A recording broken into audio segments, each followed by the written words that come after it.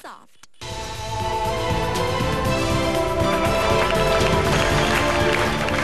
Welcome back to the power of...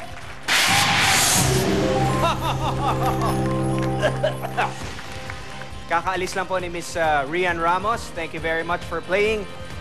Oras na po para kilalanin naman natin ang bagong set ng Celebrity Power Players.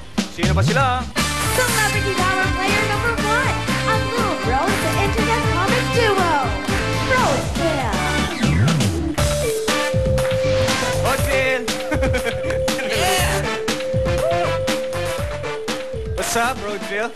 Roseville, tanongin, excited ka? Excited maglaro? Very. Roseville, sino ba ang baon mong power support para sa amin? Ikaw na magpakilala. Very cool pinsan, si Ate Tonet. Very cool pinsan, Ate Tonet. Cool ko. Yeah. Hi. Hi. Hello? Ano bang ginagawa mo? Anong... Bonbon. Hi. Hello. Pinagkakabisihan mo. Businesswoman. Nagdinig Business. konting negosyo. Konting negosyo. Okay, tignan natin, Roseville, kung sino makakalaban mo. Sino ba ang power player? Number 2. Celebrity Power Player number 2, YouTube Sensation. Nahilo ka, nahilo. Ayan na, oh. Sige, magduruan kayo. Boy, sino naman ang baon mong power support para sa amin? Ang aking supporter ngayon ay sa maniwala at sa ayaw nyo, pamangkin ko siya. Ha? Opo. And soon to become a doctor, Jessa Ang. Hi. Soon to be a doctor? Talaga? Yep.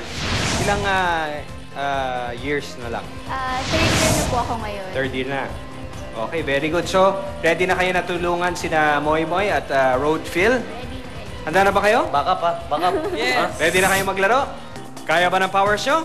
Kaya-kaya ito! Kaya-kaya. It's time to play the power of...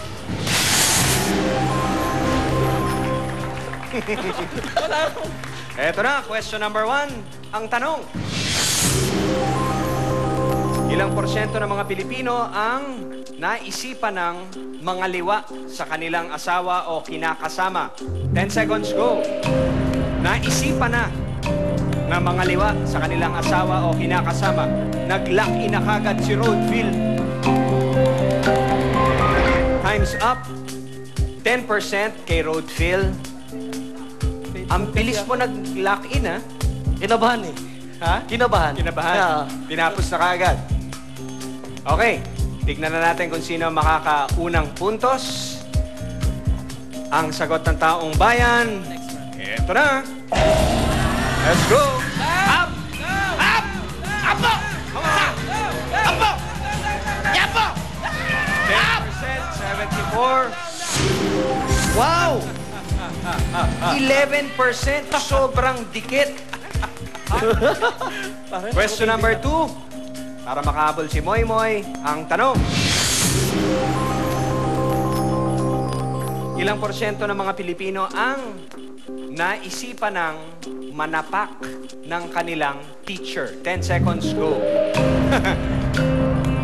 Naisipan ng manapak ng kanilang teacher.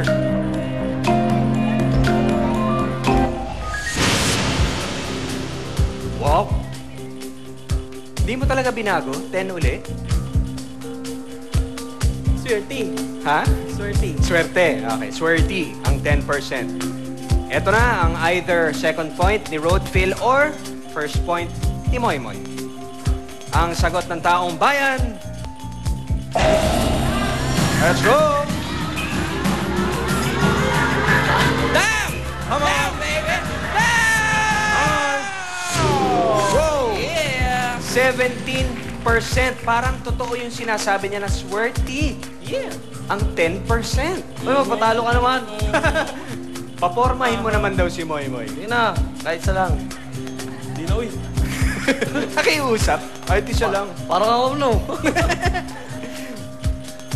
Moy Moy, pag nakuha ni Roseville to, siya na Mali maglalaro for 10 million pesos. Pero, kayang-kaya mo pang humabol. 3 pa ang katanungan nasa kamay ko. Question number 3, ang tanong. Ilang porsyento ng mga Pilipino ang tumatakas sa kanilang pisina kahit office hours? Go! Tumata ka sa opisina kahit office hour. 1, time is up. Ba? Sabi mo kasi, swerty yung 10%. Totoo yan eh. Noon pa.